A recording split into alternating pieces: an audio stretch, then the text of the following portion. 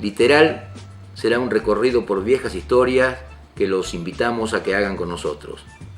Hurgando en viejos cajones, hojeando diarios amarillentos, objetos, fotografías, construiremos estas historias de gente común que han hecho a nuestra memoria colectiva.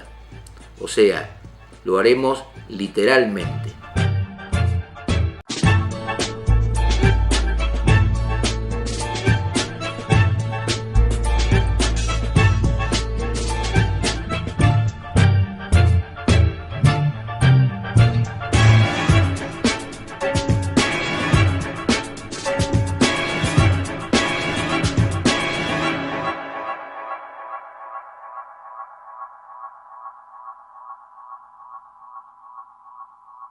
En este primer capítulo contaremos la historia de Bento Márquez Semeao, el popular King Kong.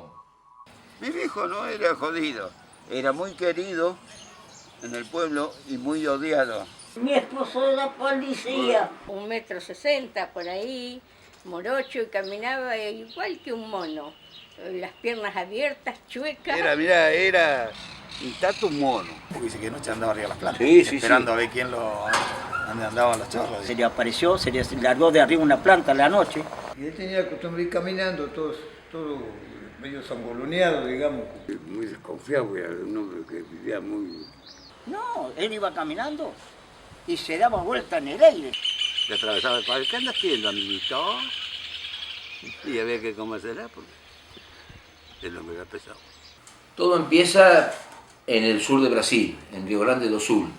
Allí, don Márquez tenía un séquito de esclavas.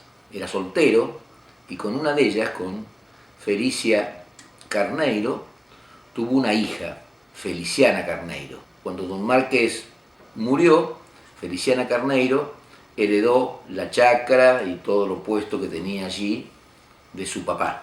Cuando esta niña se hace grande, se casa con Manuel Semeao y de ese matrimonio nacen 11 hijos. Uno de esos hijos es Bento, el actor principal de esta nuestra historia. Se cría en el campo con sus padres y cuando ya tiene edad de la escuela, 8 o 9 años, quiere tener sus propios animales, le gustan los caballos y le pide a su padre una parte de la hacienda que le corresponde. No accede al pedido. Bento, de mucho carácter, se va de la casa, se va para siempre. En ese momento, precisamente en la frontera noroeste de Uruguay y en el sur del Brasil, había una revolución llevada adelante por montoneras gauchas, comandada fundamentalmente por los hermanos Saravia, Gumersindo Saravia y Aparicio Saravia. Bento se encuentra en el campo, en una tapera, con una partida de estos gauchos de Saravia, que lo invitan a ir con ellos y con ellos se va. Y con ello aprende el uso de las armas, el dominio del caballo. Y la paz de Uruguay y de Brasil en esa época era una paz inestable. Había momentos donde la guerrilla era muy fuerte y otros donde amainaba esto. Y bueno, lo llevaron y se hizo mano derecha de uno de ellos. Sí, y Aparicio. Y ahí lo llevó por todos lados, fueron a parar hasta el Uruguay. Cuando perdieron la guerra, mi abuelo se encargaba en esa época de traer, como era brasilero, de traer las armas de Brasil al Uruguay y hacía de espía. ¿Viste? Del tipo este lo mandaba y lo hacían. Ellos armaban todo y ellos los traicionaban. En Uruguay los traicionan, ellos mismos los traicionan. Los hacen pelear todo y después arreglan con el gobierno. Exacto. Y ellos pagaron el plato roto.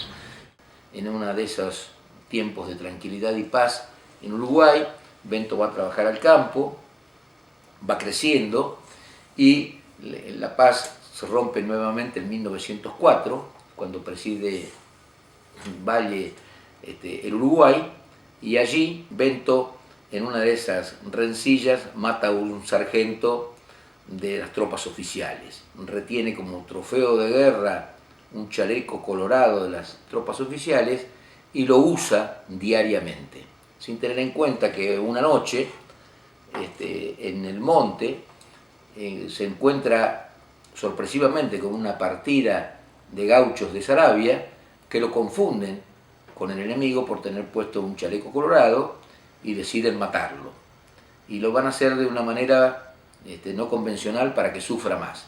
Lo estaquean a la orilla del río y lo dejan allí abandonado a su suerte. Se van, dándolo por muerto, y a la otra mañana, cuando las lavanderas de la zona van a lavar la ropa al río, una de ellas lo encuentra y lo trae a su casa, lo reanima, ya Bento moribundo, y lo salva. Este queda muy agradecido con esa gente y se va a trabajar muy cerca de la frontera, otra vez de Uruguay, Argentina y Brasil. Con el tiempo, unos 4 o 5 años, vuelve al lugar de origen y allí se encuentra con la lavandera que le había salvado la vida y con una de sus nietas, que estaba casada con un policía y tenía 2 hijos. Celia, así se llamaba la mujer, era muy maltratada por el policía. Bento discute con el policía una noche y lo mata. Es decir, ya tiene un segundo encuentro con la muerte siendo todavía un adolescente. Y decide pasar a la Argentina, donde había más tranquilidad y creían que podía encontrar trabajo más fácilmente, y en el año 1912, por el paso de Uruguayana, llegan a la Argentina con Celia y los 2 hijos, y allí empieza otra etapa en la vida de Bento, porque consigue trabajo en el ferrocarril, y viniendo de pueblo en pueblo a través de las vías, llega a ser aquí nuestro vecino, a la estación Alegre.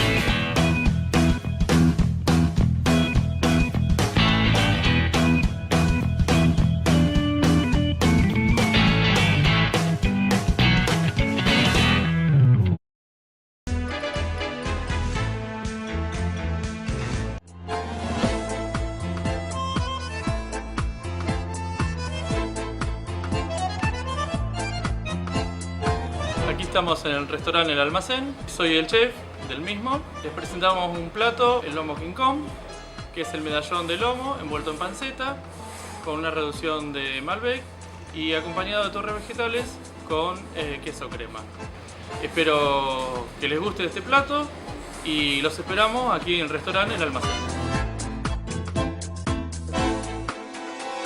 La vida en Alegre con Celia y los chicos transcurre tranquilamente, pero evidentemente los problemas lo persiguen. Una noche, un par de forajidos asaltan la escuela, golpean a la maestra, a su hija, hace la denuncia y cree haber reconocido a uno de ellos, un tal Polilla Díaz. Un día Bento, estando en el boliche de la estación, se encuentra con este Polilla Díaz, discuten, salen a pelear, lo vence rápidamente y Polilla Díaz, al disparar en su caballo, cae y se desnuca.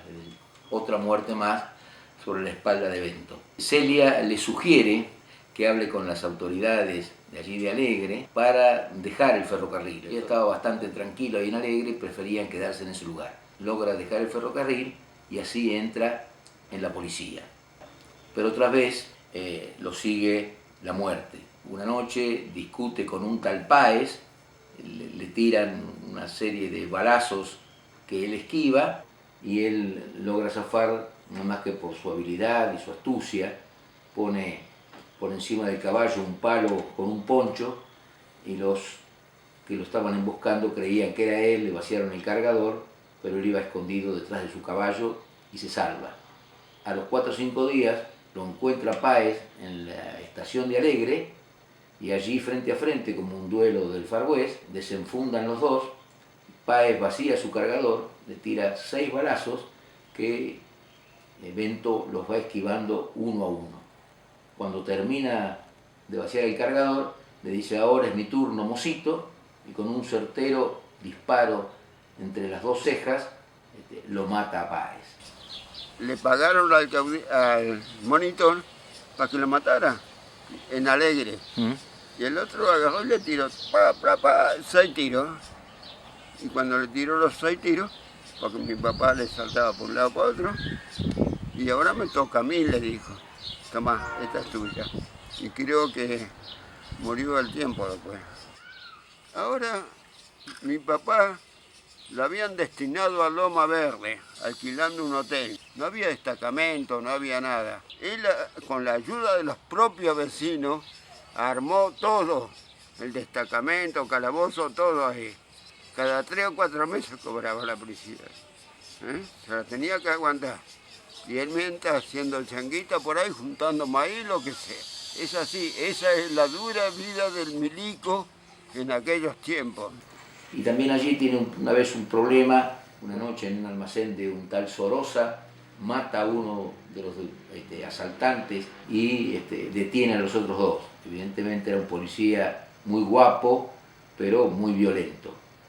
Eso le cuesta que la presión de las autoridades del Consulado de Italia y esta muerte llevada a cabo en el boliche, vaya preso 5 años a Sierra Chica. Después de transcurridos casi 5 años en la prisión de Sierra Chica, al salir se encuentra en Alegre con Celia, que ha muerto de inanición en su casa, y los chicos, los vecinos, los han cargado en el tren a La Plata y se los han llevado a un instituto de menores. Es decir, se encuentra otra vez solo y sin trabajo. Cuando él viene, se va a la casa, encuentra a Tapera, Sí. encuentra a la mujer y a los chicos muertos todos ahí dentro de la casa. Nadie los ayudó. Él ahí es cuando quedó más traumado. ¿Por qué? Porque nadie les había ayudado ni alcanzado un plato de comida. No sé si murieron de una peste, de qué. Pero no los querían porque eran negros, eran gente de color. Claro. No sé, inclusive en el libro que hice te acostumbraba a morir todos los días. ¿Sí? Como se trataba de un hombre muy corajudo y muy acostumbrado a las armas, pasa el examen para ingresar y entra nuevamente a la policía de la provincia de Buenos Aires, ahora sí ya como policía en Alegre. Y en el año 1932, un año después, rehace su vida casándose con Leoní Correa, allí mismo en Alegre. Yo nací en Alegre, a mi Dios gracias, con mucho orgullo, aunque un lugar pobre, pero rico en cierto sentido. Ahí nací y ahí me quedé. Y me casé en General Paz, Rancho. Fuimos a vivir a Loma Verde, al ferrocarril provincial. Mi esposo era policía y tenía destacamento, cargo de él. Bento Márquez es mío. Es triste la vida del policía, pero hay que saberla llevar a la vida. Hay que saber, hay que abrir el ojo bien, donde pisa. Mi viejo era muy severo. No, era guapo. Era guapo, se las bancaba. Era guapo de verdad, pero yo no le tenía miedo. ¿No? Porque era la esposa. Claro. Pero era guapo de verdad que era guapo. Nunca llevó cola para que lo acompañe. Eso tenía de mal que todo decía, Hay veces que tenés que llevar compañía porque te curte la espalda. Claro, son más que uno. Claro, mientras vos revisas, el otro está apuntándole al culpable. Entonces no se atreve a matarte. Ah, mira, me dijo. Claro, yo estoy ocupado en esto. Me pegó un tiro en casa. Y me dicen mis viejos, mira vieja, si vos fueras policía, serías excelente policía. Él había venido de Brasil. Sí, porque él vino muy jovencito de Brasil. Jovencito. Anduvo todo por la capital, Montevideo, todo por ahí anduvo. Vino al Uruguay también. Eso, hasta que entró en la policía y... Claro. Algunas veces porque el extranjero no lo querían, otras veces por otra cosa y así. Claro. Tenía muchos enemigos, dice. Muchos. Y sí, porque era... para descubrir cosas. Y me creía mucho a mí, pues yo decía, mira Bento, si vos no me vas a creer a mí lo que yo te diga, yo no te digo nada del correo ni lo que oigo. Ahora, si vos vas a guardar en tu bolsillo, es que esto, te voy a decir entonces, todo sí. lo que yo me entere. Exacto. Todo. Yo nunca lo vi peleando. Bien. Ahora, hacer gimnasia, él solo, eso sí yo lo vi muchas veces. Porque a mí me trataba de usted, de señora. Señora, mira tal cosa, hubiera quien hubiera. Estábamos solos, señora me da esto, señora me da un vaso de agua, señora me da, yo tomo mate, bueno, vamos a tomar mate. Yo a mí nunca me trató de vos, usted señora esto, usted señora aquello. Y yo a él, vos Bento, mira esto, y enojado, porque yo le había dicho, mira aquello. Se enojó y me dijo, ¿cómo yo la trato de usted? Y usted me trata de vos. Si sos mi marido, ¿cómo te voy a tratar de vos? ¿Cómo quieres que te trate? Así se lo dije yo a él personalmente.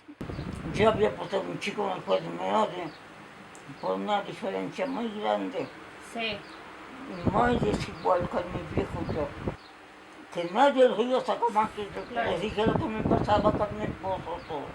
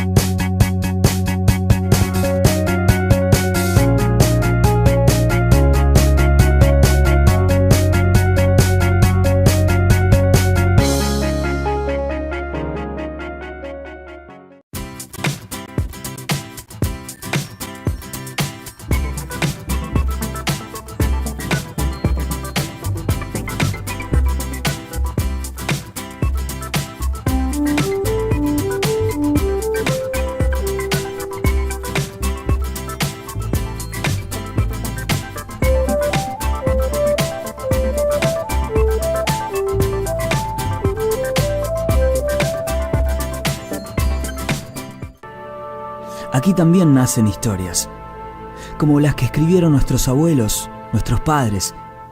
Ellos nos enseñaron a querer lo que tenemos, porque no hay mejor sensación que la de sentirnos orgullosos de lo que somos. Porque tenemos que estar orgullosos de la ciudad que tenemos, porque la hacemos entre todos y somos los únicos que la vamos a cuidar. Seamos más belgranenses que nunca, por el orgullo de ser belgranenses.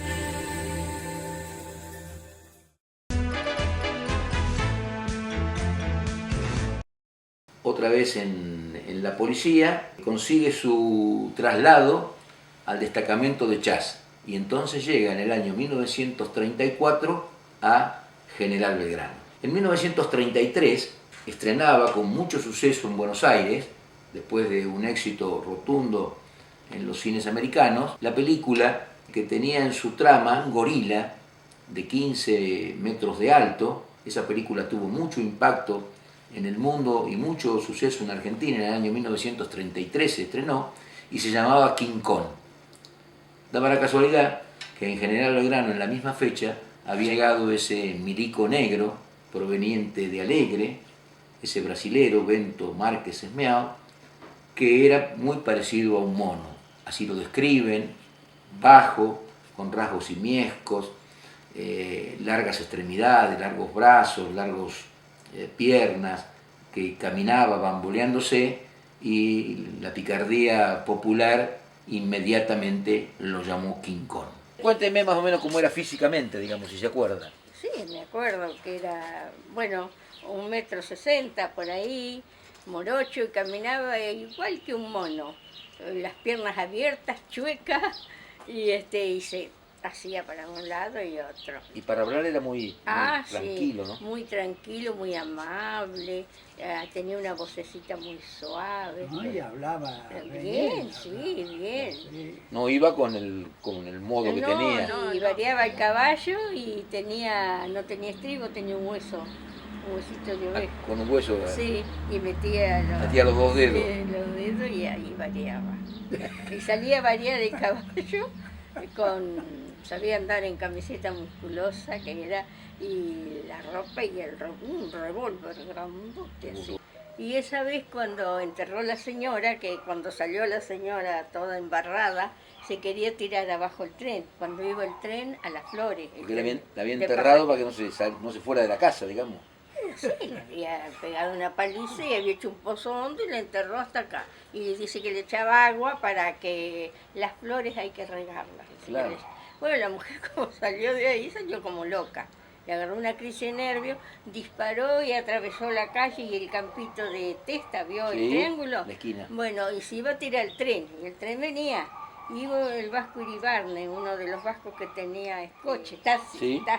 Bueno, entonces la vio y la corrió y la agarró y paró el tren, porque los veía que se revolcaban eso ahí y él no la podía tener. Para tirarse abajo el tren. Sí, ella. Y bueno, de ahí creo que ya se separaron, que ya intervino la policía, porque acá no le hacían nada, porque como él había sido policía, no le hacían nada. Bueno, hay una historia también en el Uruguay, dice que cuando él venía para este lado, que se venía haciendo el tonto para poder salir del país, que también lo trataban mal y capataba una estancia, todo lo sobraba, qué sé yo.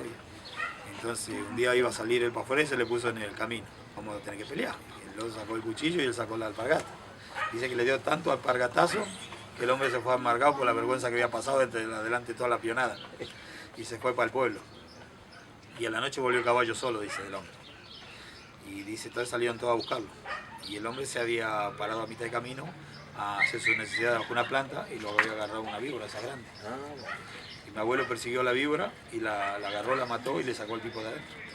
Igual que dice cuando venían escapando de Brasil, dice que llegaron al Uruguay y estaba el río, dice, y un barranco grandísimo. Y dice que había caballos que no querían saltar, retrocedían y no saltaban. Y bueno, él también se tiró y ahí así pasó para el Uruguay. Llegaron al río y pasaban para el Uruguay nadando de la cola de los caballos, dice. Porque de este lado eran muertos, seguro. ¿Qué recordás vos de cuando andaba acá en el barrio, digamos? Y yo recuerdo mucho de Bento Márquez Esmeao, el popular King Kong. Nosotros le hacíamos travesura, como muchachos jóvenes le hacíamos travesura y le reparábamos cosas de sus costumbres. Y él tenía la costumbre de ir caminando todo medio sangoloneado, digamos, con palabras que no sé si son justas, Sí. pero todo amarcado, y se daba vuelta de golpe, y lo agarraba yéndole, qué sé yo, pantomina de atrás, y pegaba un trote y lo sacaba. Cuando no entramos en la casa del vecino Molina, que yo andaba siempre con uno de los Molina juntos, haciendo esas travesuras, entrábamos a casa, y él atrás, llamaba y sería mi finada madre, ¿qué pasaba, don Bento? Los chicos, doña Magdalena, me reparan de atrás, me hacen burla y a mí no me gusta. Se metieron acá en la pieza, dice. No, dice mi mamá, se va a meter en la pieza, sí, está todo cerrado. No, entraron, dice, entraron. Él había visto, de ahí del portón de calle había visto que habíamos abierto la puerta y habíamos entrado. ¿Qué hicimos? Bueno, metimos bajo la cama. Viene mi mamá, dice, no, don Bento, dice, no pueden estar acá, abre la puerta. Y viene mi mamá y abre la puerta de par en par, la de 2 hojas. Mire, dice, estaba medio ya oscurito la tardecita. Mire, dice, entre y mire. ¿Quiere que le prenda la luz? No, dice, ya está bien, veo que no hay nada, ¿no? Pero no se le dio por agacharse un poco con la cama. Que estaban ustedes. Estábamos los dos, pegados un Muertos. susto de la gran siesta. Yo lo conocí cuando tenía 15 años, 16, que yo iba a una parte a jugar la baraja. Siempre lo siguió para poderlo agarrar. Él nunca lo pudo agarrar. Sin embargo, ahora éramos 4 o 5. Y no sabía dónde, hasta que se avispó a donde nosotros jugamos. Entonces no los podía agarrar porque había otra casa, de esa casa salía una casa para atrás, para el fondo, con una calle, y por ahí salimos.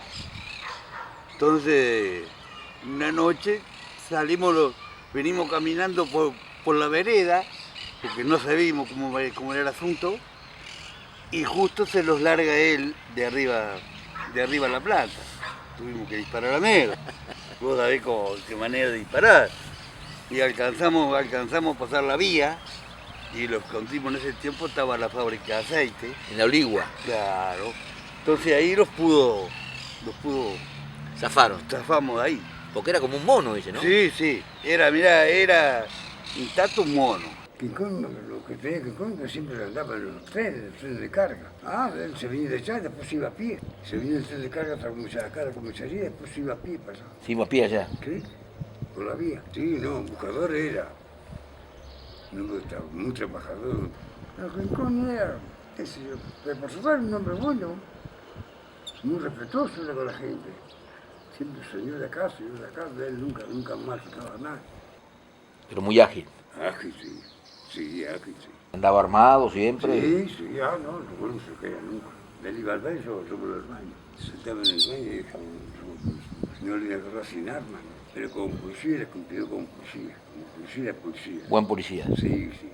Me comentabas en algún momento que te acordás de haberlo visto, que venía en una Forte, que traía cosas, ¿no? Y eso ahí a la casa. Y tenía un Forte, sí, un Fortero, no era fuera, era un Fortero, más viejo por ahí. Él lo manejaba así. Estaba el parabrisas delante, él no manejaba, porque él manejaba sacando la cabeza de la puerta. Mirá. Y él manejaba y sacaba la cabeza afuera, no miraba por el Nunca miraba por el parabrisas. No, con la cabeza afuera y unos anteojos negros grandes. Ay, parecía. Y estaba mi hermana, fue una hermana mía que estaba por tener familia. Y cuando pasaba él, ella se metía adentro. Ay, tengo un miedo de mirarlo, que el chico me vaya a salir así. Se escondía. No lo conocía más o menos Yo antes. tenía 15 años, estoy más o menos en el año 45, que iba a las carreras Newton, Claro. allá. Un día en unas carreras lo esperaban para limpiarlo, para matarlo directamente. Sí. ¿Y qué hizo él? Le puso una bolsa arriba del caballo, como que era él, y él iba al costado del caballo. Y le tiraron 3 tiros, y no le pegaron, y disparó. Se vino a caballo, iba a Claro. las carreras. Tenía mañas. Cuando estaba en Chaza ahí, hicimos caer a la zanja de agua del Cerorín de noche. Cachón. Iba al tren y le gritamos King Kong, y era lo peor que le dijeran a él. Evidentemente la fama del nuevo policía negro se va agrandando, un policía que maneja muy bien las armas, de muy buena puntería y que sin duda se las aguanta. Había aquí en General Belgrano un hombre que tenía cuentas pendientes con la policía y muy mala relación con ella, que se llamaba Concesio Gaspari. Estuvo preso por una muerte y se escapó de la cárcel. Y estaba refugiado en la peluquería de su hermano, allí en la avenida San Martín, cerca del Banco Nación. Al pasar ya el tiempo, empezó a hacer él mismo, por su cuenta, ya como la guardia y su búsqueda se había aflojado un poco, a tener algunas salidas. Enterados de la policía de que este hombre estaba saliendo habitualmente, llaman a un pesquisa de La Plata, muy buen tirador, que vienen para que lo detenga. Entonces el pesquisa un día está en las confiterías Las Violetas, en la esquina del Arca de Noé. El Arca de Noé era aquel viejo almacén de ramos generales de los hermanos Sioca, donde hoy está instalado el Banco Santander Río, y Gaspari viene una mañana a comprar azúcar al Arca de Noé. En Las Violetas lo estaba esperando el pesquisa, y cuando Gaspari sale del almacén, en la esquina, en la vereda se encuentran, están frente a frente alrededor de 10 metros de distancia, e igual que en los duelos del Far West, sacan simultáneamente los dos el revólver que llevaban en su cintura constantemente. El pesquisa era muy buen tirador y le pega muy rápidamente un tiro en la mano derecha a Gaspari, haciéndole saltar su revólver. Gaspari pone una rodilla en tierra como entregado, con el revólver caído en el suelo, y el pesquisa comete el error de creer que ya estaba todo terminado.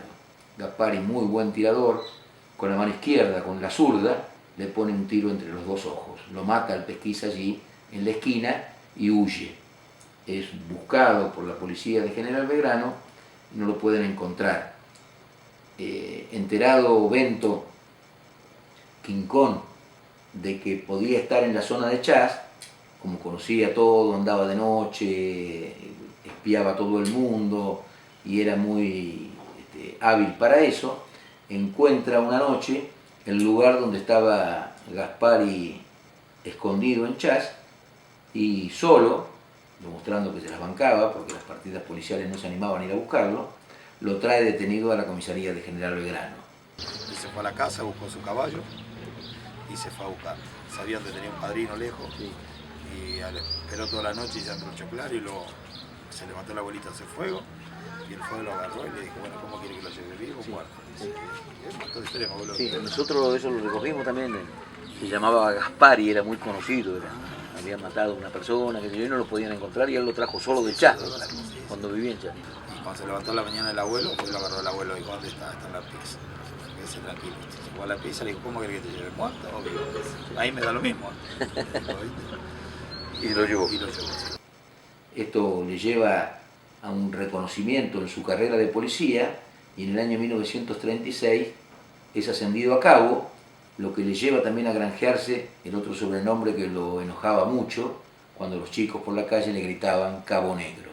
Con el tiempo mejora su situación, tiene algunos animales y compra, aquí en General Belgrano, frente a las vías del ferrocarril, una casa a medio terminar. Cuando empieza a tener una mala relación con su mujer Leoní, se viene a vivir solo a esa casita que tenía frente a lo del Tolincho Rodríguez.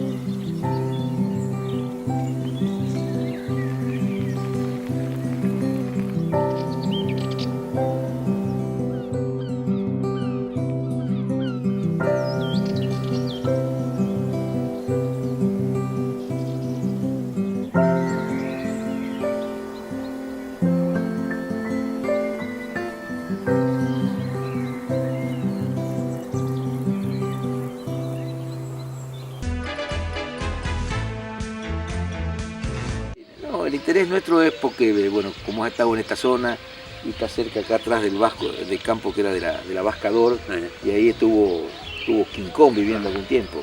¿Qué te acordás de King Kong vos? Yo a King Kong lo conocí en el pueblo, a donde está ahora la viuda de Juan Puigdemont. Sí. Ahí estaba el negro King Kong cuando yo lo conocí. Sí. Entonces, después de ahí se vino al frente de los Tolincho Rodríguez. Sí. Al frente mismo. Un ranchito dice que tenía. Y después resulta que se salió viniendo acá. El campito lo alquilaba el viejo Robaina, pero le habían dado la casa para que viviera. Una casa de material, bastante buena casa. Entonces él quería quedarse con todo. Y empezó el choque con el muchacho, claro, con el que después lo mató. El muchacho un hombre de trabajo, no andaba en esas cosas, pero capaz de día. Claro, y 20 y pico de años, más joven. 24 años. Pero ya a los 18 años le había pegado un tajo al muchacho. ¿Ah, sí? Claro, porque resulta que este negro era muy trompeta, hablando en un término criollo. Sí. Cuando el otro iba a sacar vacas, él agarraba y le mandaba a los chicos, se pusieron una cantadilla en medio de la tranquera. Cuando las vacas asomaban la cabeza de afuera, se va a sacar. Claro. El año de caña. Y el otro se desespera, salgan chicos, y salgan chicos, y salgan chicos. Se bajó al caballo y lo fue a sacarlo, no a pegarle. Y el negro se le vino, a este le había pegado un sopapo. Se le vino y dice que se le venía como riendo el negro. Este amiguito mío, dice, este no me le va a pegar a mis chicos. Y se le ha venido el negro para pegar una trompada. El otro le ha tirado un campeón, un gancho por acá. Ah, ya le había hecho una. Le pegó un 20 dedos. Claro. Y le rajó esa. Entonces, según parece, se comportó un poquito más grande. Claro. Y ahí habían tenido muchas agarradillas. No sé, ¿y qué te acordás de él físicamente? Era como un mono, ¿no? Que le decían King Kong. Era petizón. Petizo y medio contrahecho, ¿veo? Y un tranco así. Siempre lo iba espiando a ver si alguno se lo veía. Claro. Porque como era pesado. Brazos largos. Piernas cortonas. Y iba a andar medio de mono. ¿no? Claro. Decían los que es un King Kong de un mono en la casa. ¿Y sabes la agilidad que tenía? Yo lo he visto en un caballo grande que tenía que estar suelto en el potrero y es hombre grande. Agarrarlo y frenarlo y saltarlo limpito. La pierna. Sí. Se ve que era mucha agilidad. Mi viejo no era jodido, era muy querido en el pueblo y muy odiado. Odiado por la gente que andaba de izquierda. Claro. Y querido por la gente que andaba de derecha. Sí. Y acciones que ha tenido en la comisaría. Primera medida, no dejaba violar a ninguna mujer o los otros vigilantes. Otra, el preso era para estar preso. No podía ir a baldear en la comisaría. Así él, discutiendo con un comisario, le metió una patada a un banco y se lo puso en la canilla. Él una vez se mandó mi papá, Bento Márquez Semeao, y resulta que el comisario dio una orden. Atrás de la caballeriza, todas las parejas que se junten ahí van presas. Y resulta que mi papá había invitado a una señorita para tener relaciones ahí atrás de la caballeriza. Pero resulta que el comisario dio una orden y lo dejó a cargo de la comisaría al Cabo Negro. Le dijo, sea quien sea, me lo metan preso. Y resulta que papá se olvidó de la señorita, cuando se acordó fue a ver. ¿Y quién estaba con la señorita? El comisario. Y agarró y lo metió preso. Lo metió preso.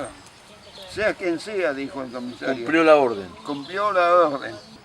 Después otra vez se agarró a sablazo con un oficial, porque los caballos de la comisaría eran todos matungos, y él llevaba los caballos de él. Y un oficial le quería ensillar el caballo de él. Le dijo, no, el caballo mío no me lo ensilla. Y que sí, que no. En aquel tiempo se daba un sable corvo cortito así. Agarraron los sablazos. Casó un comisario y le dijo, cabo, otro sumario. Y así. Por eso no salía de cabo. Donne-moi ton cœur, nanana.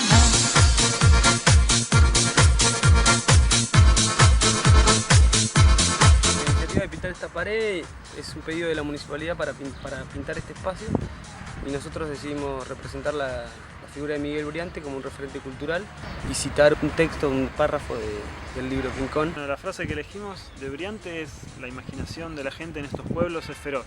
Y me parece que apaña mucho la manera de pensar y nos identifica mucho también. Despertar la imaginación de un pueblo es algo bastante fuerte, siempre.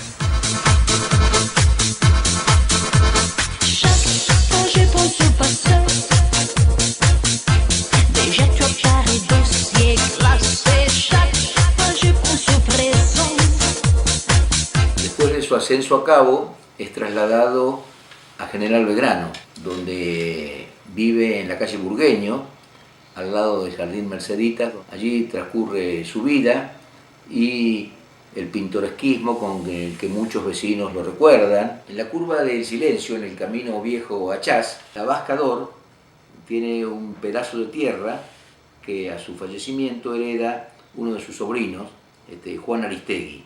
Allí la familia Robaina le alquila al Abascador un pedazo de tierra donde tienen algunos animales y precisamente le prestan en el montecito de ese lugar a Bento y a algunos de sus hijos una casa para allí vivir y tener también algunos animales.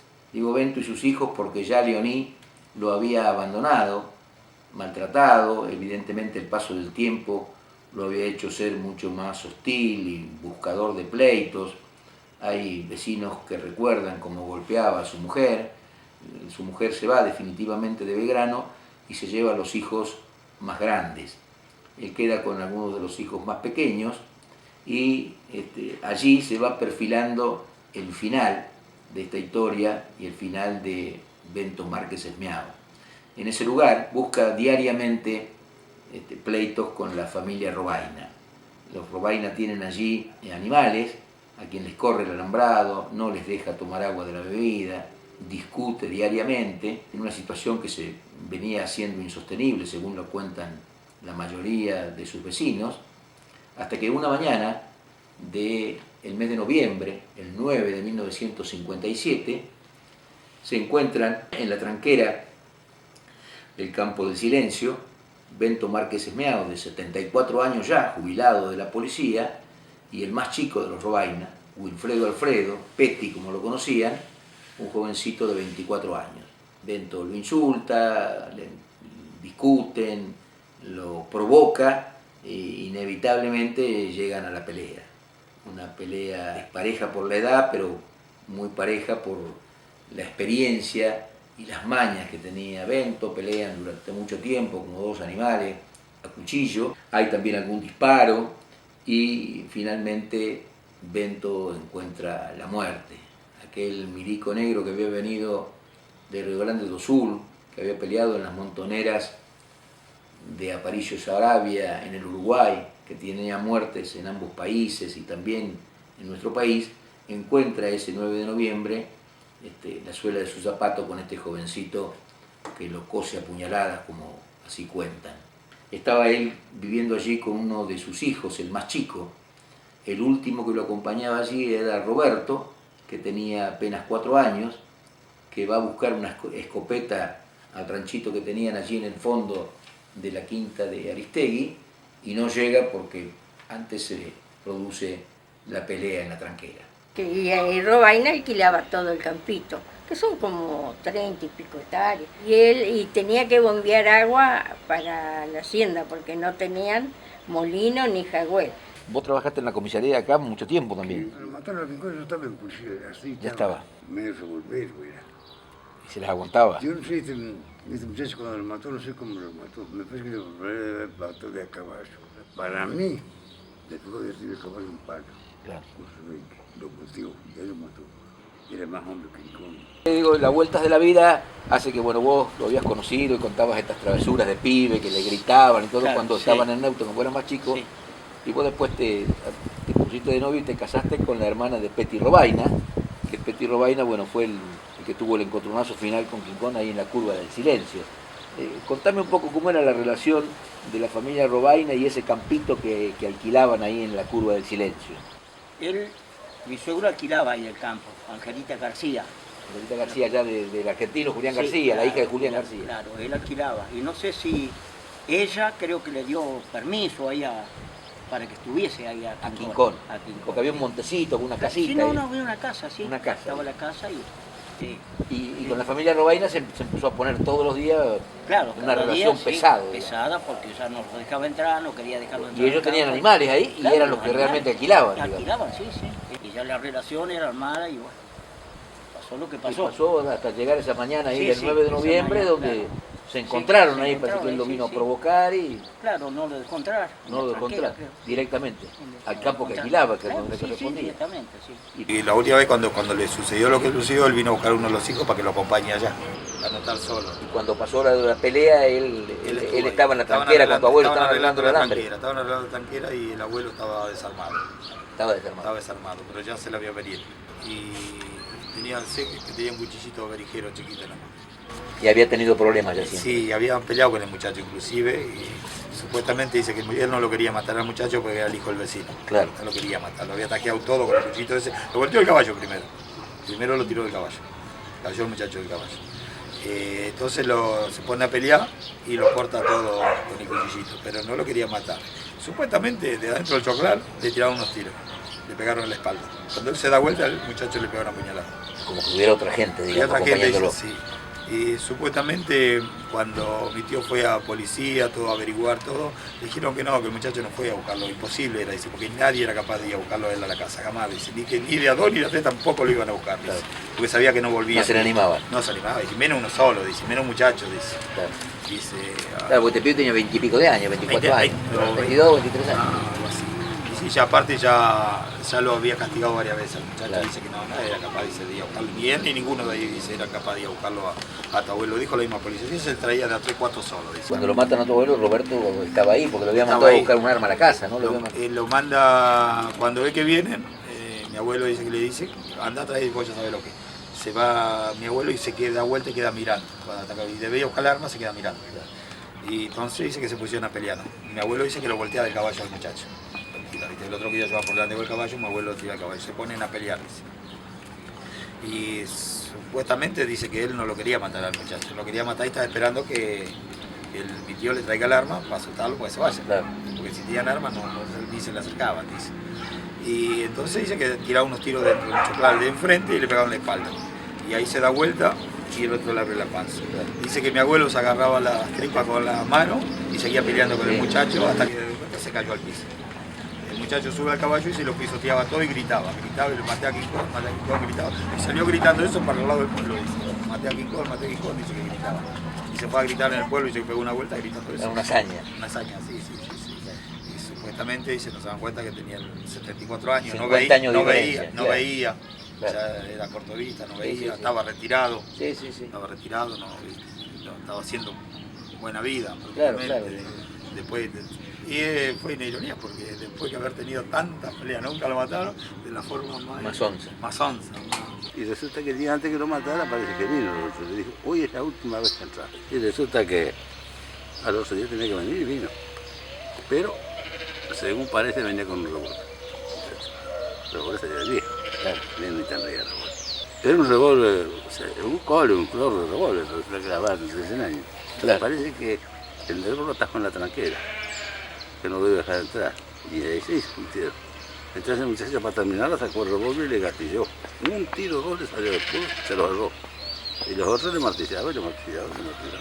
Entonces el negro, aprovechando la ocasión, agarró y lo encaró y le mató con las riendas. Pero el muchacho ahí como una pantera, le volvió al revés. Y quizá la primera se le hizo por abajo de la rienda, pero bien hecha. Después pelearon como 30 metros. Y donde arrancaron peleando, ahí lo volteó. Ahora el negro tenía ni sé los puntazos que tenía en el pecho, porque tenía un saco de cuero, un mandabelón. Claro. Ni sé las puñaladas que le había pegado. Y hasta que el de abajo sí era grande la de acá. Y estaba cambiado, estaba como un sapo. Y después vino la mujer hace mucho que no estamos con él. Vino la mujer a la comisaría a pedir que lo soltaran, que una lástima que un hombre bueno como era Robaina estuviera encerrado por una porquería. La señora misma. Nunca habrá pensado en su vida que iba a morir cosido, apuñalado por un chico. Y el pibe mucho más joven, claro. Oh, Tiene como 50 años de diferencia. 24 años. Claro, 70 contra 20. tuvieron que discutir en la calle y ahí, bueno, vino un tire y maneja, agarraron a la calle y se pelearon. Y le manoteó la rienda al caballo y no lo dejaba bajar hasta que se pudo largar. Y ahí se empezaron a pelear, hasta que Robaina pudo zafar y le tiró una puñalada con un cuchillo y lo calzó justo en la panza y ahí vino la muerte de este señor Quincón. ¿Cómo lo conocías ahí del trébol? Claro, porque él trabajaba en el trébol. Pero era un muchacho que no era peleador, no, tranquilo. No. Un muchacho buenísimo era. Eran dos hermanos, uno subía en las domas y este trabajaba ahí, en el trébol, en ese tiempo que en el trébol cuidaban toros, una cabaña, muy grande la cabaña. Y él los contaba, los contó todo, cómo fue, lo que le había pasado y todo. Y le gritaba, tenés cuidado el alambre, tenés cuidado el pozo. Todo para confundirlo. Y esas palabras siempre todo el mundo lo repite, eso siempre, sé que eso ha sido cierto. Robaina era un muchacho joven que jamás pensó a lo mejor.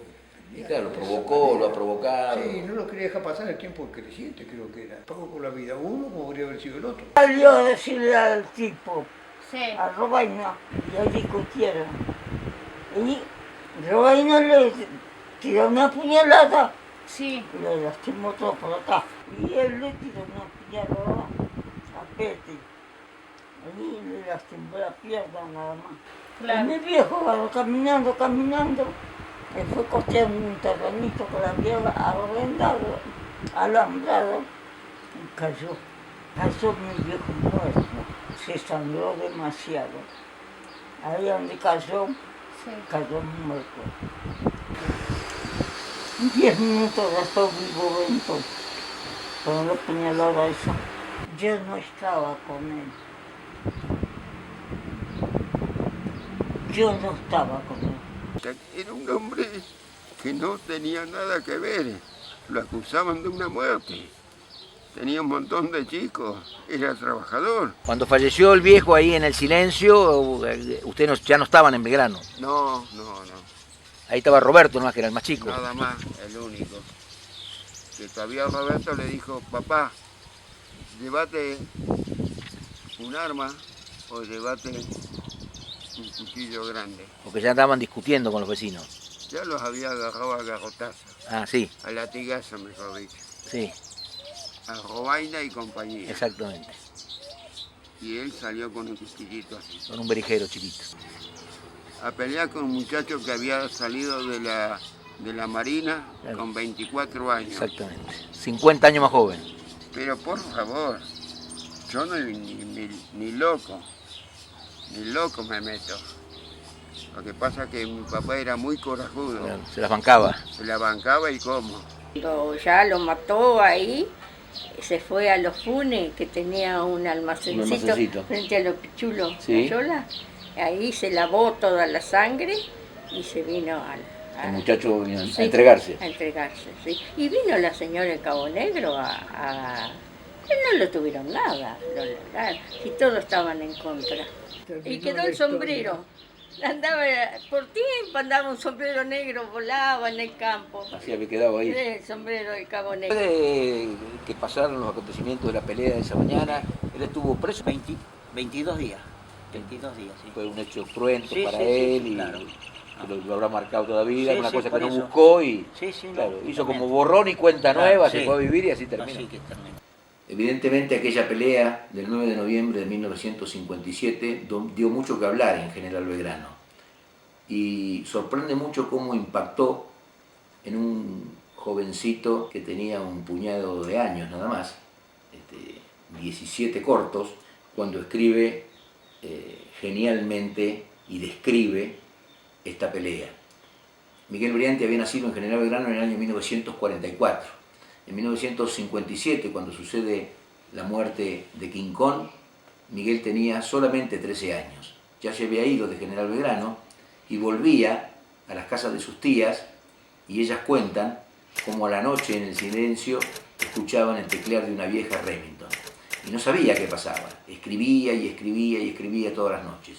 Un día les dijo que se iba a ir a Buenos Aires y que iba a volver en el tren de la noche, y ellas se animaron a entrar a su habitación y ahí encontraron los originales de aquel primer cuento King Kong. Cuando tenía 17 años, Miguel, la revista El Escarabajo de Oro, realiza un concurso nacional de certámenes de cuentos y Miguel presenta su King Kong y obtiene el primer premio.